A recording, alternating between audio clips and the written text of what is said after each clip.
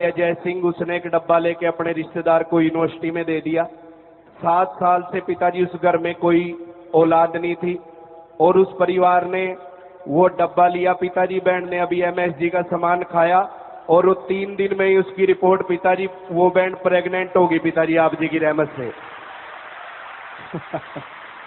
और पिताजी पेवा ब्लॉक में एक लड़का है पिताजी नौजवान, उसने 6 साल पीजीआई से दवाई खाई, पूरे शरीर पे पिताजी एलर्जी थी, चमड़ी का रोग था, ठीक नहीं हुआ। अपनी नीम की साबुन पिताजी जो उस डब्बे में गई, उस भाई ने साध संगत में सरेआम खड़े करके बताया कि जो काम पीजीआई की दवाई 7 साल में नहीं कर सकी, नीम की साबुन लगाने से कंचन जैसी काया निकल गई पिताजी, सारा शरीर उसका बिल्कुल फिट हो गया।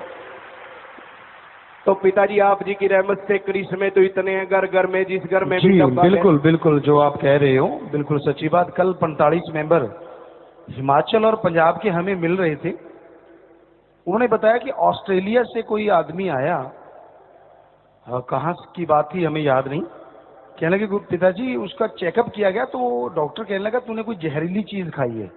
वो कहने लगा बिल्कुल भी नहीं, मैंने तो खाना खाया है इधर आके।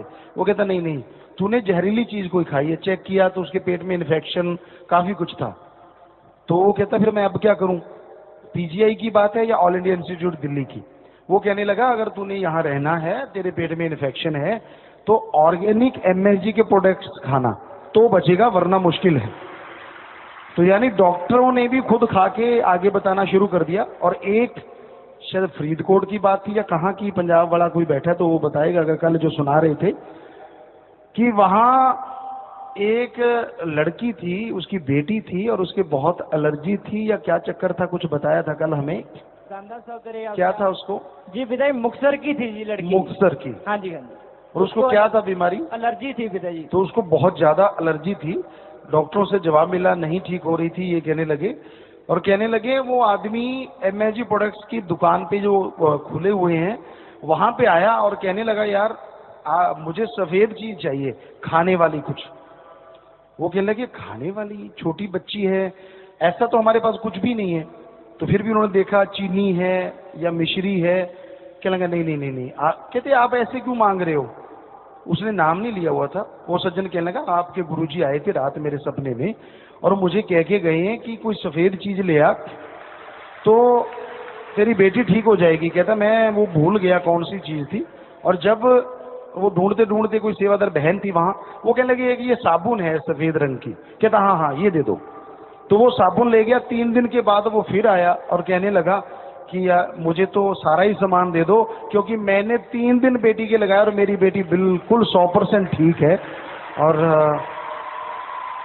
और ज्यादातर 45 मेंबरों में साध संगत जी 15 मेंबर बताते हैं कि बाहर बिना नाम वाले इतना ज्यादा एमएसजी प्रोडक्ट को ले रहे हैं, पर सत्संगी ज्यादा क्यों किंतु परंतु करते हैं, ये नहीं वो नहीं फला नहीं ढिंकड़ नहीं ये नहीं, जबकि बाहर इतनी ज्यादा डिमांड है कहने सुनने से परे। तो हमें ये क्यों किंतु परंतु समझ नहीं आई कि आपकी क्यों किंतु परंतु है क्या, कि जो आप उस पे इतना करते रहते हैं। क्योंकि उन्होंने बताया 45 मेंबरों ने कि पिताजी साध संगत ज्यादा करती, जबकि जिन्होंने नाम नहीं लिया वो इतना ज्यादा ले जाते हैं कि संगत के लिए रहता ही कुछ नहीं। तो ये बड़ी हैरानी की बात है। और कल उन्होंने बताया कि जैसे हमने पूछा शैम्पू कितने का, कहते 70 रुपए का। ऑर्गेनिक शैम्पू हो जिसमें केमिकल नाम मात्र, और ऑयल 250 का। हम पहले लगाते रहे थे, कई बार होता था कि बालों के लिए कुछ लगाएं, बच्चे ले आते थे, हम तो नहीं, ऐसा कुछ भी नहीं।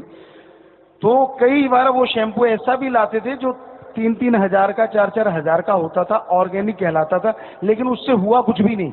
और ये 70 रुपए के शैम्पू ने कमाल कर दिया। हमने सारे शैम्पू छोड़े हुए, बच्चों ने सारे छोड़ दिए, फिर भी आपको महंगा लगता है। बड़ी हैरानी होती है, बड़ी हैरानी होती है। वो ऑयल आपको महंगा लगता है। अरे जिनके गंज में बाढ़ आ गए, एक गंज में बाढ़ भरने के कम से कम 50,000 रुपए लगते हैं, और आपको 250 में बाढ़ आ गए फिर भी आपको लगता नहीं बड़े महंगे हैं जी। बड़े हैरानी की बात आप लोगों की, बड़ी अजीबोगरीब बात है। या तो आपकी सोच सही नहीं है या आपको पता ही नहीं है किसी चीज का। अरे और